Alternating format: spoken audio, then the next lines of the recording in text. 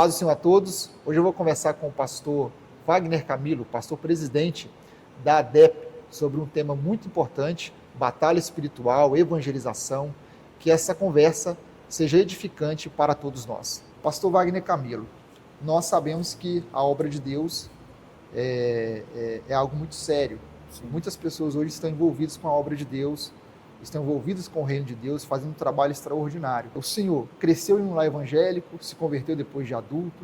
O senhor consegue resumir como foi o seu processo de conversão? Sim, a paz do Senhor. É um privilégio para nós falar do amor de Deus. Com 21 para 22 anos que eu me converti. No meu lar ninguém era evangélico. Minha irmã, a pastora Priscila Ferreira, aos 14 anos, se converteu. E através dela foi chamando a família, mas nós nunca tivemos tempo. Só que Deus, ele tem os meios de nos paralisar. E um dia, ele me paralisou nos piores lugares, que foi dentro de um presídio. E lá ela me levou uma Bíblia como essa, preta. A sua irmã? Minha irmã, a pastora Priscila, que na época era um adolescente de 14 anos. Sim.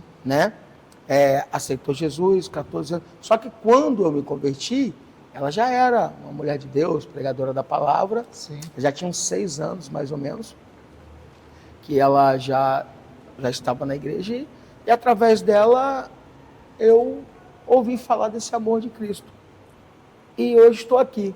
Já se passaram 20 anos que eu sirvo a Deus. Que legal. Nessa época o senhor tinha quantos anos? Eu tinha 22 anos. Então a gente pode dizer que a sua irmã, através de um trabalho evangelístico, usado pelo Espírito Santo, te evangelizou, ela foi o canal para Deus falar com você. E o testemunho dela, porque ela sempre falava de um Deus verdadeiro e eu via que ela perseverou neste Deus. Eu queria conhecer o Deus da minha irmã. Até então foi assim, se o Deus da minha irmã existe, ele vai falar comigo. Eu tenho visto o senhor ministrando em alguns lugares, estive presente em alguns lugares, inclusive, diga-se de passagem, Deus usou o senhor já para falar comigo. É óbvio que o senhor não vai lembrar, que o senhor já foi em vários eventos. É verdade. Estava eu e minha esposa, Deus usou o senhor para falar com a gente. Mas hoje a gente vê uma obra de Deus muito grande sendo realizada, ainda está sendo realizada na vida do senhor. No ministério que o senhor preside, e eu tenho certeza que Deus ele tem muita coisa ainda para realizar. Mas é muito legal saber esse processo de evangelização, porque às vezes, e é interessante, até bom para as pessoas que nos assistem, porque às vezes nós como evangélicos, como cristãos, nos preocupamos em ganhar muitas almas, pregar lá fora, ir para outros países e tudo mais. E às vezes nós negligenciamos a nossa família. Verdade. E a nossa família fica esquecida. Eu quero evangelizar em outros bairros, ganhar outras pessoas, mas essa experiência que o senhor está relatando aqui, de Deus usando a sua irmã para fazer uma obra na vida do senhor, isso é muito interessante. E hoje minha irmã é referência no nosso estado, né? Hoje a pastora Priscila, pastora da De Vila. Então, para quem não conhece, às vezes, acha que a pessoa já cresceu, ou já nasceu, com status ou com nome. Sim. Não. Primeiro ela ganhou a família dela. Sim. E hoje nós ainda estamos, evangelizando nosso pai ainda, que não é evangélico, mas vai, visita, só que a palavra está sendo pregada.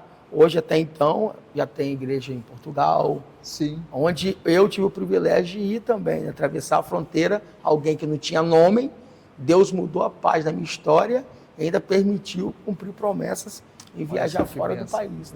Que bênção. Pastor, a gente sabe que evangelizar é mais do que compartilhar uma mensagem, é um enfrentamento espiritual. É um enfrentamento espiritual.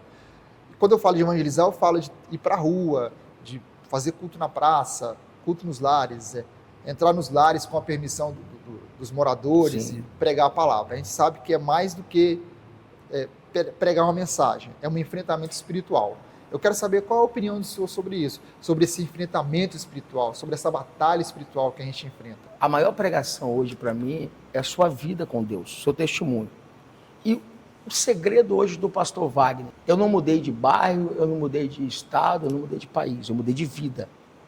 E aonde eu fui humilhado, aonde o diabo tentou acabar com a história, é onde Deus começou uma nova página de uma história, onde eu sou pastor, onde eu sou honrado, hoje eu entro em qualquer casa, em qualquer rua, e hoje o nome de Deus está sendo glorificado através da minha vida e do posicionamento que eu continue servindo a Deus. O problema não é só aceitar, é você continuar. Sim. E a Bíblia do mundo é o nosso testemunho, é a nossa vida. Que às vezes o mundo não está tempo de ler isso aqui não, mas ele tem tempo de observar a tua vida. E graças a Deus, Já se passaram 21 para 22 anos. Sim. E eu continuo na mesma posição, servindo o mesmo Deus, e não olhei para a esquerda nem para a direita, segui em frente. Sim. Porque verdadeiramente eu conhecia a verdade. E quando você conhece a verdade liberta. Às vezes a gente pensa que ninguém está olhando, ninguém está observando. Isso vale para todos os cristãos, não só para pastores e evangelistas e presbíteros, todos mas para nós todos. Que somos luz nesse mundo. O indivíduo está no trabalho, o indivíduo está no bairro ali, no prédio onde ele mora, e o testemunho, ele realmente tem esse poder de fala mais do que as nossas palavras, realmente. Sim. Na verdade, a sociedade, ela está farta de palavras. Ela quer ver realmente atitudes, ações. É o que a gente aprende nesse dia a dia. Falar bonito, a pessoa estuda, a Sim. pessoa se dedica. Agora, ter uma vida com Deus é totalmente diferente. É você renunciar às coisas deste mundo e andar na contramão, né? Ser diferente. Então, é isso que eu prezo muito no meio da minha caminhada, do meu ministério, até mesmo pastoreando. Aonde eu chegar, eu tentar ser luz para as pessoas. O apóstolo Paulo, na sua carta aos Efésios, capítulo 6, versículo 12, ele disse que nós não temos que lutar contra carne e sangue. A nossa luta não é contra carne e sangue, é contra demônios, o diabo, os demônios. Isso é muito claro para a gente. Só que mesmo assim, alguns cristãos ou não se preparam, ou não se preocupam, ou não levam isso muito a sério. Qual é a visão do senhor sobre isso? Como a gente pode preparar a igreja para esse enfrentamento espiritual? O problema hoje da nossa geração é que eles querem tudo pronto, tudo fácil. Todo mundo hoje quer ter um nome. Eu sou um obreiro, eu sou um missionário, eu sou um cantor, mas hoje nós estamos precisando de servos. Pessoas que vieram para servir, que amam o que fazem. Qual é o conselho que eu dou para essa geração?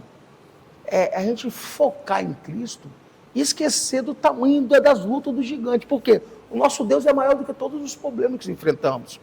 Se eu contar hoje o meu testemunho, você vai dizer, pastor, como você conseguiu? Foquei em Cristo.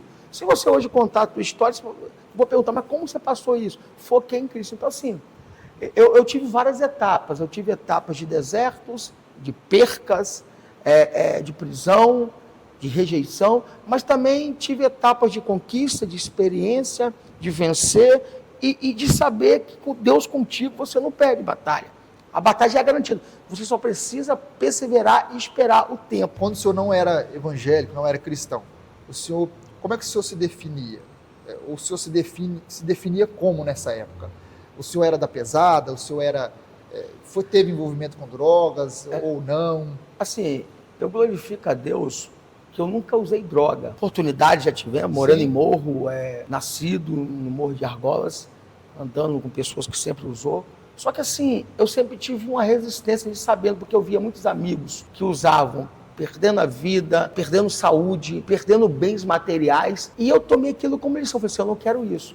Agora, sim, sempre andei armado, a gente sempre andou nos lugares que não era para andar, pessoas, nunca fui muito de levar desaforo para casa. Hoje a gente respira 10 vezes, né, e abaixa a cabeça, às vezes vai embora. Mas assim, era escravizado. Achava que tinha uma fama, achava que tinha um poder, achava que podia alguma coisa. Só que quando você cai na real, cai no pior momento da tua vida, tu vê que amigo vai embora, pessoas que te usavam vão embora e você fica sozinho. Aí Cristo que entra no seu barco. E o importante é que quando ele entra, ele manda o mar se calar, ele acalma a tempestade e você consegue passar do outro lado. Então, para mim chegar até aqui, teve que sair todo mundo para que Jesus entre. Eu me lembro da passagem quando Jesus vai na casa de Jairo. Jesus fala assim, Jairo, quem é que manda na casa agora? Eu imagino Jairo dizendo assim, agora quem manda é o Senhor. Então pede todo mundo para sair, Jairo. Sim. Que agora só vai entrar eu, vou chamar Pedro, Tiago e João, e vou chamar você e sua mulher para testemunhar. Tem coisas que Jesus só vai fazer milagre quando sair pessoas da tua vida. Então tem momentos que Deus tem que tirar para casa. E quando Jesus tirou, foi que eu reconheci que ele é o fiel amigo. Então o senhor, nessa época, era aquele tipo de pessoa que alguns evangélicos diriam assim, esse nunca vai ser um cristão. O senhor era esse tipo de pessoa? Eu nem visitava. Cordãozão de prata, bonézão da Ciclone, bermudão. Nunca usei calça, nunca fui em igreja. Até no batismo da minha irmã, da pastora Priscila, há 25 anos atrás, minha mãe forçou a gente, a família tem que ir para prestigiar. Eu cheguei na porta, quando todo mundo entrou, eu olhei para um lado e para o outro, eu de bermudão, cordãozão de prata, eu não entrei. Fingi que entrei e fui embora. Porque eu tinha uns rock, uns bailes para ir. Então, tipo assim, eu nunca me atentei para isso. mas sempre respeitei as coisas de Deus. Eu falei assim, eu não mexo, não brinco, mas não quero. Mas quando os momentos difíceis vão chegando na vida, a solidão bate, o desespero bate, é que Jesus entra dizendo assim, eu sou a calmaria, eu sou o mesmo de ontem, de hoje. Então você começa a conhecer esse Deus. E eu tive curiosidade de conhecer o Deus que a minha irmã falava para mim.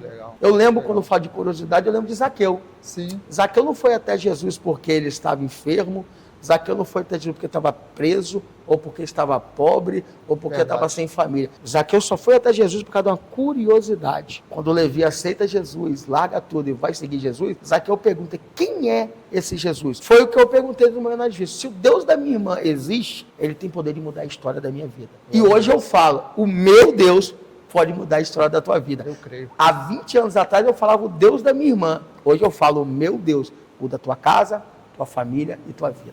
É importante o senhor falar isso porque muitas pessoas que pregam, pregadores, pastores, ou às vezes um membro da igreja que prega também, se preocupa muito com o resultado da mensagem. Primeiro que a obra é o Espírito Santo que faz. Em segundo lugar que o resultado da nossa mensagem é com o Espírito Santo. Quando eu entendo isso, eu sou liberto dessa ideia de que eu tenho que falar exatamente isso para a pessoa se converter. Não somos nós que fazemos isso, hoje, é o Espírito Santo. Hoje, evangelista Jefferson, essa caminhada minha, eu não me preocupo se eu estou agradando alguém. Eu nunca vou numa igreja, ou numa praça, ou numa casa, ou no culto num lar, pregar aquilo para mim ter popularidade ou ter ibope. Não, porque eu fui chamado para confrontar, porque eu fui confrontado. Ninguém passou a mão na minha cabeça. Eu lembro das palavras que a minha irmã falava para mim há 20 anos atrás. Toma vergonha na cara, você tem que se posicionar. É uma palavra dura? Sim. Mas ela valeu para mim. O problema de hoje da nossa geração é que se você falar uma palavra dura, hoje eu vou sair da igreja, eu vou para outro lugar, irmãos, que vá. Mas se quiser continuar aqui hoje, o ministério é dentro, se quiser continuar aqui, a palavra tem que ser reta. Sim. Sabe por quê? Eu fui transformado sendo confrontado. E a nossa geração não quer ser confrontada. E hoje, meu posicionamento como pastor e pastor presidente hoje, eu entendi que nós temos uma responsabilidade muito mais do que levar uma mensagem. É fazer essa pessoa manter o foco e entender o caminho que ela tem que andar. Sim. Porque hoje em dia, se eu trazer assim, Deus está te dando uma chave, Deus está se alegrando de você, e Deus não está se alegrando da pessoa, eu estou induzindo ela a continuar no mesmo erro. Verdade. E eu vou pagar por isso. Então, pessoas que sobem no altar hoje para induzir pessoas a dizer, olha, Deus se aceita assim mesmo. Vem do jeito que está, mas não vai continuar do jeito que está. Eu vim do jeito que eu estava, mas não continuei, porque quando Jesus chega no ambiente, o ambiente nunca mais é o mesmo. E quando ele chega na tua vida, a tua vida nunca mais é a mesma. Eu creio. De muitas estratégias que as igrejas estão usando. Estratégias ineficazes, inclusive. Porque, na verdade, é o Espírito Santo que trabalha. A gente não precisa trazer o mundo para a igreja.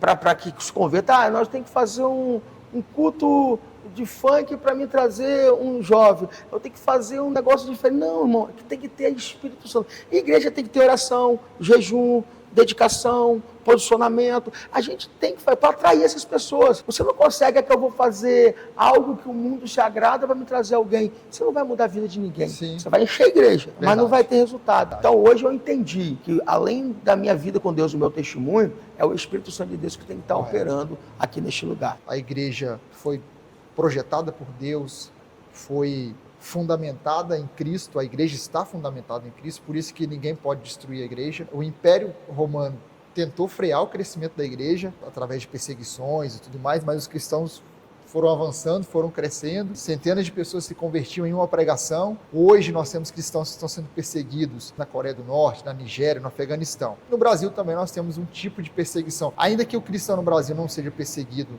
fisicamente, temos aí perseguições culturais, ideológicas, intolerância religiosa. É bom o senhor tocar nesse assunto, porque quando se fala de intolerância religiosa, as pessoas sempre culpam os cristãos é que são intolerantes. Mas na verdade a gente tem visto vídeos aí de pastores apanhando na rua, simplesmente por pregarem o evangelho, falarem do amor de Deus. São resistências. Como a gente pode lidar com essas resistências, com esses impedimentos? Eu lembro quando Estevão estava sendo apedrejado. E o interessante é que Estevão teve ainda a capacidade de ver o céu aberto e ainda dizer, perdoa eles que eles não sabem o que fazem. O evangelho nunca foi fácil para ninguém. A gente vê assim como a história de Estevão, a história de Paulo. Esses homens que passaram todos os processos, mas mesmo assim eles conseguiram romper. Cada um vai ter uma cruz para carregar, cada um tem um espinho na carne, cada um tem um deserto para enfrentar, De repente eu posso ser a paciência, você pode ser a finança, outro é a família, outro é sentimento.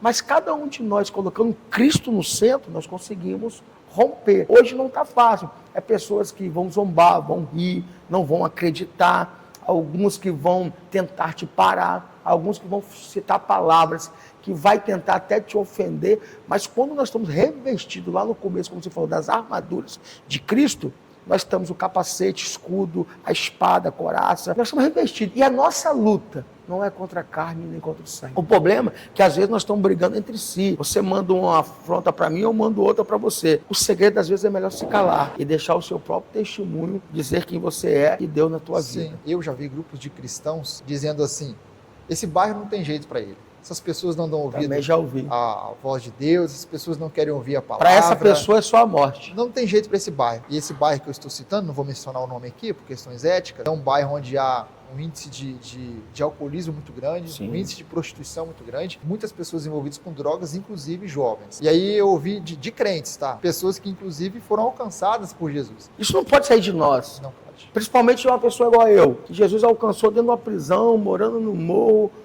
vivendo no meio das pessoas que praticavam as coisas erradas. Como é que eu vou falar que Deus não tem como mudar?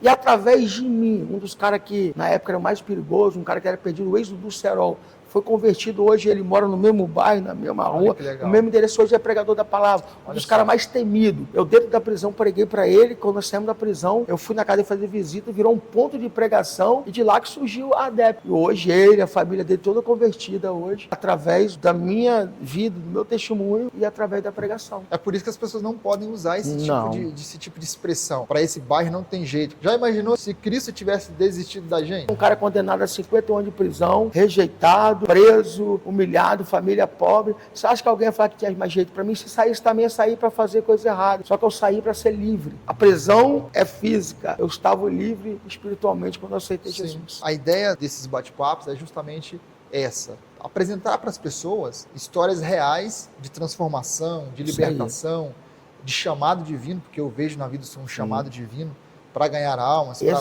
pregar a palavra. Na internet, por exemplo, existem muitas discussões sobre questões de escatologia, se Jesus vem antes da grande tribulação, se vem no final da grande tribulação. Esses debates são importantes. Aprender a palavra de Deus de forma correta é importante, é fundamental. Eu acho que este momento é o momento de a igreja expressar a identidade dela na missão, na evangelização, ganhar vidas para Cristo, participar da missão de Deus. O que está faltando hoje? Hoje as pessoas estão preocupadas mais em mostrar para alguém, ou nós dizer que a minha igreja é maior, eu tenho mais membros, eu tenho mais... E nós perdemos o foco na alma. Se uma alma vale mais do que o mundo inteiro, nós estamos preocupados em encher a igreja. Não é só encher, é ensinar essa pessoa o caminho que ela deve andar. Mas para isso nós temos que ter uma vida com Deus. Sim. É o que está faltando hoje. Dos líderes, dos obreiros, ou mesmo dos pastores, poder ser um instrumento para essas pessoas. Sim. Servir de inspiração. Hoje é um pastor de um lado, não conversa com o outro, ou um que não pode ir na igreja do outro. A igreja não tem placa. Exatamente. O dono é Jesus. O dono é Jesus. Se a gente ficar assim, que aqui eu sou Assembleia, lá é Batista, outro é Maranata, outro é Deus de Amor. No céu não tem placa de igreja, no céu não tem placa de cargo de ninguém. No céu é para os lavados remidos no sangue do Cordeiro. Sim. O senhor já enfrentou alguma resistência na evangelização? Momentos onde o maligno usou pessoas? Sim. O senhor já teve esse tipo de experiência? Eu tive uma experiência quando mais novo convertido, fazendo uma visita lá num bairro do Ibis, em Vila Velha. Eu estava entrando nos becos, fazer uma visita na casa de uma pessoa. Quando eu fui entrar no beco, sai uma pessoa desesperada, fala alguma coisa de Deus para mim. E naquele momento, se eu não estivesse preparado, eu podia ser ou envergonhado. Olhei dentro do olho e falei assim: a glória da segunda casa é maior do que a primeira, diz o Senhor. E naquele momento Deus me deu autoridade e ousadia para me falar com ele. Ele chegou de surpresa, que nem estava esperando. Ele falou alguma coisa, desesperado. Não sei se ele estava drogado, não sei se ele estava alucinado, mas naquele momento eu tive autoridade e coragem de falar. Aí ele, obrigado. Baixou a cabeça e foi embora. Sim. Então assim, é momentos da vida que Deus nos dá algumas experiências. Já tive experiências que estavam no monte orando, uma pessoa ouviu a minha voz lá de baixo, que veio subindo, quebrando mato, no meio do mato, e parou uma distância da mim de 2 metros, ficou me olhando com um olhar maligno, e eu ter autoridade de repreender e não correr. Sim. Porque se você olha com um olhar natural, você corre humanamente. Mas se você olha espiritualmente, você já vê que não é uma pessoa. É o espírito maligno usando essa pessoa. Sim. Então, assim, graças a Deus, pela misericórdia, Deus nos dá autoridade para repreender esse espírito maligno. E hoje a gente trabalha com libertação, hoje a gente trabalha a gente acredita em profecia, em cura, e pela misericórdia Deus tem nos usado. Para nossa infelicidade, o cristianismo é uma religião muito dividida. Sim. De um lado estão os cessacionistas, né, que não acreditam na atualidade dos dons espirituais, do batismo com o Espírito Santo. Do outro lado estão os continuistas, que somos nós acreditamos exatamente nisso aí que o senhor falou, que Jesus ainda distribui dons espirituais. Eu entendo o seguinte, contra fatos não existe argumento. Quando a gente olha para a realidade, vê que isso realmente existe, a gente glorifica a Deus. O pastor que entende o seu ministério, que respeita isso, ele é o que mais pratica a oração intercessória. Ele deixa de orar por ele para orar pelos outros. E você sabe o que eu aprendo? Eu, como pastor, eu posso falar com toda convicção e certeza. O pastor ele tem que ter cheiro de ovelha. E o que segura ovelha não é cerca, é pasto, alimento. Correto. Então, assim, pastor presente, pastor que tem vida reta, pastor que tem uma palavra direcionada, que não corta curva. O que eu oriento os meus membros? É para você não ir em qualquer lugar que você não sabe a história. Sim. Você não sabe de onde essa pessoa veio. Você não sabe quem consagrou ela. Como foi o começo dela? Quem é ela hoje? Porque eu venho aqui, eu ensino, deixo a ovelha boa, aí a pessoa diz, agora está pronta, aí te chama você para pregar, quer que você vai cantar, fala que você vai ser obreiro na igreja dela, mas quem conhece você é o seu pastor. Sabe o que o membro, para outro pastor, ele é benção? Porque o pastor não conhece ele. Agora, quem conhece verdadeiramente, que pode falar. Hoje você pode me procurar e falar assim, pastor, fulano de tal da sua igreja. Eu posso falar, não, fulano é benção, tem compromisso, é obediente, serve a Deus, está aqui para somar. Então, assim, o problema é que nós orientamos hoje, não é que a gente proibimos ninguém em lugar nenhum, que cada um pode... A Bíblia diz que nós podemos tudo, mas nem tudo nos convém. Eu não proíbo nenhum de ir em nenhum lugar. Eu só oriento eles dizendo, em qualquer lugar, Deus está em qualquer lugar, mas nem em qualquer lugar que ele opera. Sim. Deus está em todos os lugares, mas não opera em todos os lugares, Sim. porque só onde o nome dele é glorificado. Então esse é o conselho que eu dou. Sim. Para onde quando você for membrar em algum lugar, ou até frequentar, primeiro conheça a história deste lugar, se não foi nascido debaixo de rebelião, se a pessoa que está ali verdadeiramente ele tem vida com Deus, porque senão você vai chegar num lugar e vai sair pior do que entrou. Sim. A igreja aqui provavelmente faz alguns trabalhos de evangelização, culto ao ar livre, Sim. entrega de folhetos, evangelização. O senhor acha que hoje é mais difícil do que no passado? Hoje parece que as pessoas estão perdendo mais a fé, parece que elas estão com o coração mais voltado às coisas materiais, estão achando que Deus é como uma lâmpada mágica, que você passa a mão daqui, faz 3 pedidos e Deus vai conceder. Ninguém hoje mais quer renunciar. As pessoas não querem mais santificar. Quando você fala assim, propósito a semana toda, você vê pessoas que fazem cara feia, porque aqui na nossa igreja, toda segunda eu lanço propósito até sexta-feira. Nós entregamos depois do culto. Oração 3 horas da manhã. Toda semana nós temos. E você vê que se tem 100 pessoas, a metade fica um olhando assim para o outro, parece que não está acostumado com isso, ou parece que isso é bobeira. Mas se você soubesse que santificar hoje para amanhã ter prodígio, essa palavra ainda é verdadeira, porque é como você tem um crédito. Como é que você vai ter crédito em alguma coisa se você não deposita nada? Quando a gente fala de batalha espiritual, logo as pessoas pensam em demônios, Sim. o diabo, e realmente também. A nossa batalha está travada contra ele. O apóstolo Pedro disse potestades. Isso. 1 Pedro 5,8, Paulo também diz. Mas eu acredito que a nossa maior batalha é conosco. Aí às vezes a pessoa diz, não, já aceitei Jesus, sou liberto. Não, irmão, todos os dias você está matando o leão e o urso. Sim. Porque a pessoa que usava droga, aceitou Jesus e parou de usar, mas quando desvia, por que ela volta a usar droga? Porque todo dia ela tem que vencer a vontade da carne. E o que você alimenta? Tem 2 coisas, espírito ou carne. E o que falar mais alto vai vencer. Sim. Hoje, se eu falar que não quero ser mais pastor, quero voltar quem eu era ser, o problema vai ser meu. Agora, Sim. As consequências também é minha. Sim. Deus não tem problema, culpa nenhuma disso. O problema é que nós queremos culpar de, eu só parei porque você não falou comigo, o irmão me abandonou. Não, irmãos, Cristo não te abandonou. E se você perguntar para mim, pastor, você já teve momentos difíceis na vida? Claro que eu tive. Teve percas? Claro que eu já tive. Pessoas que não acreditaram? Claro. Só que eu acreditei em mim. Você acreditar quem você é na presença de Deus. que infelizmente acontece dentro de muitas igrejas, eu não vou dizer todas porque eu não estou lá, mas acredito que dentro de muitas igrejas é a questão da inveja. Sim. E acredito que o senhor com certeza já sofreu com isso também. É um problema que Paulo combateu na primeira carta aos Coríntios. Dentro da igreja tinha cristãos que eram carnais e que havia entre eles invejas, contendas e tudo mais. O indivíduo, quando ele tem inveja, primeiro, ele começa a falar sobre aquela pessoa que ele tem inveja. Fala com um, fala com o outro, depois ele passa para uma outra fase, que é a fase da detração, de falar mal, para ver se ele consegue destruir a imagem. Quer tocar. E você sabe o que eu aprendi na Bíblia? Os poréns, na mãe-chefe do exército, o rei da Síria, porém leproso.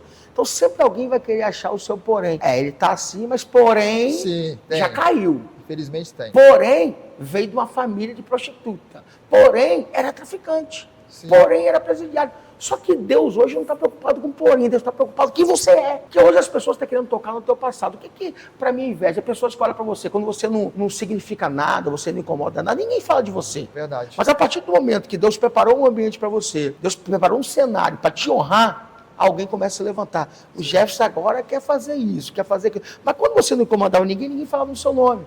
Então, o que eu aprendi hoje a lidar com essa situação? Eu saber quem sou eu e saber o meu posicionamento. Exemplo, fulano roubou. Se eu sei que eu não roubei, não é para mim. Fulano traiu. Isso não é para mim. E eu sei a cadeira que Deus preparou para me sentar e eu não tenho medo de perder. Eu imagino Deus preparando para José ser governador num lugar onde não tinha nem esse cargo. Quando Deus quer, Ele faz e não pede permissão a ninguém. Não se preocupa. Faça discípulos, ensina. Hoje aqui na minha igreja, eu ensino as pessoas a dirigir trabalho, eu ensino a dar uma saudação, pregar. Por quê? Eu não tenho medo de perder a cadeira. Eu não tenho medo de perder. Por quê? Porque aqui não é disputa, é reino. Nós temos que estar todos juntos contra o inferno. E se eu ensinei você algo, você sobressaiu melhor do que eu, isso quer dizer que eu sou um bom professor.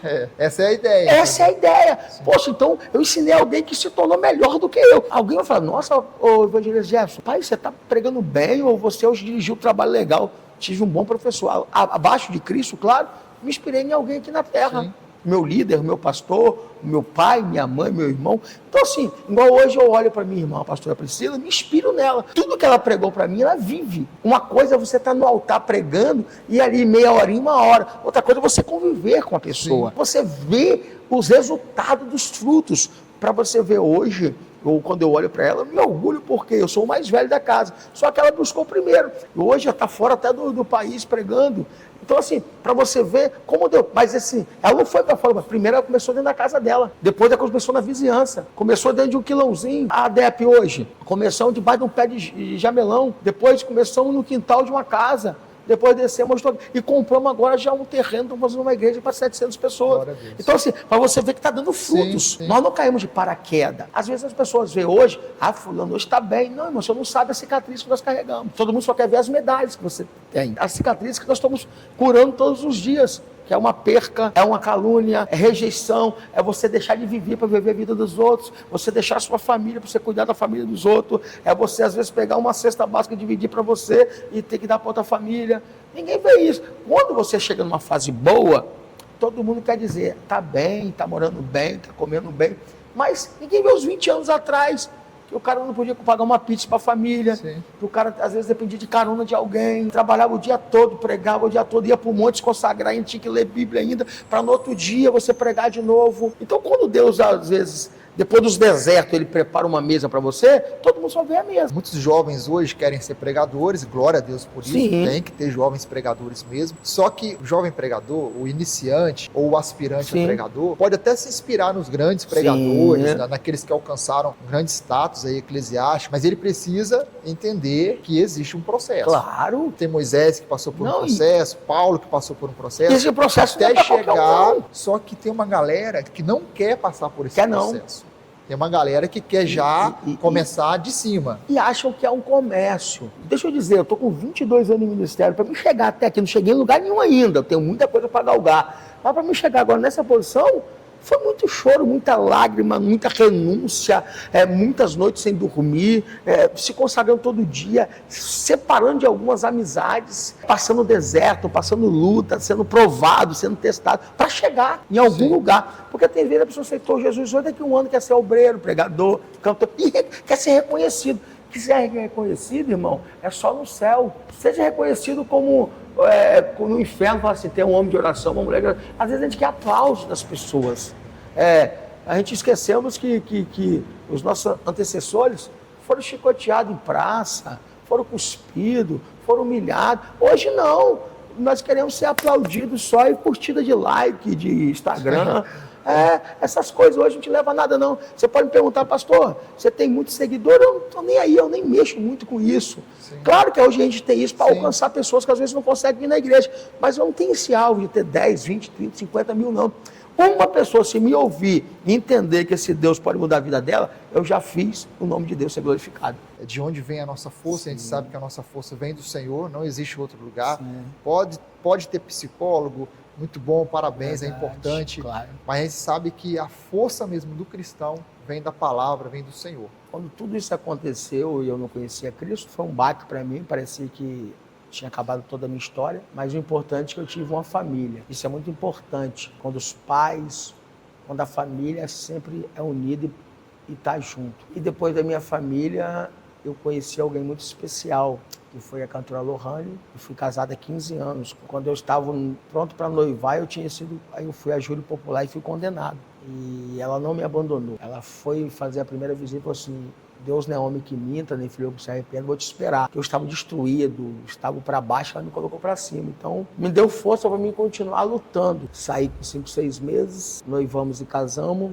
Eu fiquei 15 anos. E de um dia para o outro ela morre com câncer maligno. E eu com a minha filha Radassa, de 4 aninhos, e eu perguntei, e agora, Deus? E eu via muitas pessoas me olhando, dizendo, agora ele para. Eu enfrentei prisão, enfrentei deserto, enfrentei guerra. Agora eu perdi alguém que acreditou em mim lá no fundo do poço. Então abriu um buraco no meu peito. Só que o importante foi o que você falou, quando Cristo está no controle, quando verdadeiramente ele preenche os vazios, e ele não deixou olhar para um lado nem para o outro. Eu enterrei ela num sábado, preguei no velório, tirei força de onde não tinha, e no outro domingo tinha Santa Ceia na igreja, e volta eu e minha Radassa sozinho. Mais de 100 pessoas na igreja com cartaz dizendo, pastor, não para, nós precisamos de você. Era nessa igreja aqui? Nessa igreja, nesse mesmo lugar que nós estamos. E eu não parei até hoje. E acreditei que a vontade de Deus é boa, perfeita e agradável. É coisa que acontece no percurso da nossa caminhada que a gente não escolhe, não pede. De repente eu estou falando para alguém que já perdeu alguém, ou alguém que está passando alguma dificuldade. O conselho é a palavra que eu te dou. Eu não precisei de remédio, eu não precisei de psicólogo, nada contra, mas eu mergulhei nas coisas de Deus e falei bem assim, se eu me focar na obra, se eu focar nas coisas de Deus, eu consigo romper. Ninguém está preparado para perder nada, só que quando a vontade é de Deus, a gente só tem que respeitar. Sim. Hoje minha Radassa faz 8 anos. Hoje casei e continuei fazendo vídeo. Não parei. Percas irreparáveis, você só vai entender. Isso nos conduz a um momento de reflexão sobre perdas, sofrimento, adversidades, porque parece que muitos cristãos hoje entraram naquela linha de raciocínio que o cristão não pode enfrentar problemas. É isso aí. Teologia da prosperidade e tudo mais. O cristão não pode sofrer. E eu já tinha vindo de várias guerras, de várias batalhas. Então, assim, eu podia questionar, cadê Deus? Por que Deus não me abandonou? Por que Deus não me falou nada? Eu levei ela para o hospital numa sexta-feira, 1h da tarde, 9h da noite, a só para UTI, no sábado ela morre. Nós temos muitos hinos, livros também sendo publicados, as pessoas dizendo assim, eu quero fazer a tua vontade, Senhor. Só que isso é muito sério. Deus, eu quero que o Senhor faça a vontade do Senhor na minha vida. O crente que diz isso precisa parar e pensar, eu estou preparado para vivenciar a vontade de Deus? Muitos cristãos idealizam a vontade de Deus. Pensa assim, a vontade de Deus vai ser isso para mim. Mas só que no final das contas é a vontade dele, não é a vontade de Deus. Então ele idealiza algo muito bom, que tudo vai dar certo, que ele não vai sofrer, não vai enfrentar dificuldade. A gente idealiza isso, nós somos seres humanos. Sim. Você pensa sempre no positivo, que é algo tudo vai ser bom e nada vai dar errado. Só que a gente precisa se preparar, porque às vezes a vontade de Deus é totalmente diferente da nossa. Parece que, cadê Deus? Me esqueceu, me abandonou. Esse é o primeiro ponto. Porque a gente é usado para todo mundo, principalmente eu. Deus me usa muito para as pessoas, via muitas curas, milagres. E quando chegou na minha casa, Deus não falou nada comigo. Eu fiz uma pergunta, por que Deus não falou nada comigo? Uma voz falou comigo, nem tudo você está preparado para ouvir. Então eu me calei. Sim. Porque se Deus me fala antes, de repente eu me desesperava. Sim. E o segredo é que Deus me deu, Deus levou, e bendito seja o nome dele. Sim. A gente tem que só respeitar e entender que a vontade dele é boa, perfeita e agradável. Questões ministeriais. O senhor hoje é pastor presidente aqui do ministério. o senhor tem obreiros que atuam com o senhor. É difícil lidar com pessoas? Se você me perguntar, pastor, se você puder escolher, o escolhido não tem escolha, mas ser humano é difícil. Só que depois que você sabe que Deus está no controle, você não tem medo de enfrentar mais nada. Aquilo que a gente faz atrás dos bastidores nos dá força para seguir em frente quando está em público. Porque às vezes a pessoa acha que a sua história começa no público. A nossa história começa atrás dos bastidores. Sim. Né? Quando você está atendendo alguém, quando você está orando por alguém, quando você está trabalhando ministerialmente na obra. 90% das pessoas que vêm na igreja vêm quebrada, decepcionada, traída. Aí quando ela está na melhor fase dela, algumas falam, eu vou para outro lugar, ou já estou bem, posso voar com as minhas próprias mãos. É ingratidão, e às vezes a pessoa vai embora e nem te agradece. É por isso que você tem que estar focado no céu para você não se decepcionar. Hoje existe o movimento dos desigrejados. Sim. O senhor, com certeza, todo pastor hoje já sabe disso, já está ciente do que está acontecendo. Tem uma galera que acredita e defende a ideia de que não precisamos de uma autoridade espiritual sobre nós, nos ajudando, nos orientando, nos ensinando. Faz Somos o que quer, autossuficientes. faz o que quer, vai onde quer, age do jeito que quer. Eles dizem que a igreja é uma instituição falida. Obviamente a igreja não é uma instituição falida. Obviamente eles estão falando de igrejas locais, templos locais, onde eles tiveram experiências ruins, decepções, frustrações, e aí eles generalizam. Como se houver essa questão? Eu aprendi tudo que você falou, a gente não está firmado nessas paredes. Por quê? A igreja sou eu. E aonde eu colocar a planta nos meus pés, se torna uma igreja. Então, assim, aonde eu chegar, eu sou uma igreja ambulante. Sim. Aqui, lá. Só que você tem que ter um lugar para se repousar, você tem que ter um lugar para ser direcionado. Então, o cristão, quando tem raiz, ele não cresce para cima. Estou na mídia, estou conhecido, hoje eu sou o cara. Não, eu criei raiz. Para mim suportar esses 20 anos de pé, primeiro eu criei raiz. Sim.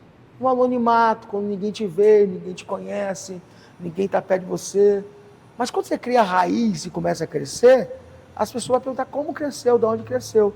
Mas quando para pensar, vê que você criou raiz. Esse é o segredo nosso. Ter uma vida espiritual longe da comunidade, longe da igreja, não existe. É como uma árvore crescer sem raiz. Sim. Ela vai cair. Sim. E essas pessoas que estão desigrejadas, sem direcionamento, você pode olhar a vida delas. Sim. Elas não dão frutos, elas não fazem diferença, elas são mais pessoas para criticar, ou observar, ou apontar. E Cristo não nos chamou nós para apontar e criticar ninguém.